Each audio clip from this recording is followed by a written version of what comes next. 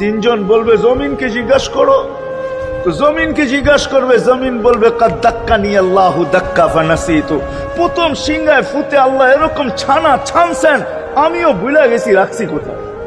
অনেক সময় হয় জিনিস যাবে খুঁজতেছে সারা ঘরে, ঠিক না? হয় না? হয় না? হ্যাঁ, জিনিস জ্যাবের ভিতরে, পকেটের ভিতরে, কিন্তু খুঁজতেছে সারা ঘরে খুঁজতেছে। পরে পকেটে হাত দিয়া যখন দেখে পাইছে, তো জিব্বায় কামড় দিয়ে আসতে বেরিয়ে যায়, কেননা গর্ত গরম করে ফেলছিল। এখন গড়ালড়া পাইলে উল্টা এর উপরে গরম হবে, ঠিক না? রাখছো পকেটে, খোঁজো আমাদের কাছে, ঠিক না?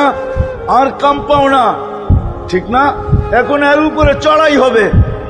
জমিন বলে আমিও ভুলে গেছি, ওই দিন আল্লাহ রসুলের কবর থেকে নূর বাহির হবে, নূর নূর নূর নূর, হাত্তা ইয়াসাদ আরশার রহমান, আল্লাহর আরশ পর্যন্ত পৌঁছবে। হুকুম হবে নিয়ে আসো।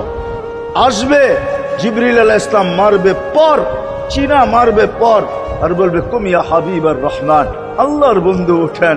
ও মাধবদীর মানুষ, আপনার আমার হাবিব, আপনার আমার রসুল, যার আদর্শ আমাদের কদমে কদমে প্রয়োজন নিজের এই জীবনটাকে গ্রহণযোগ্যতা পর্যন্ত পৌঁছানোর জন্য, উনি কবর থেকে উঠবে, ওয়াহুয়া ইয়াবকি ওয়া ইয়াকুল, কাঁদতে কাঁদতে উঠবেন আর বলতে বলতে উঠবেন, জিবরিল আইনা উম্মতি, আমার উম্মত কোথায়?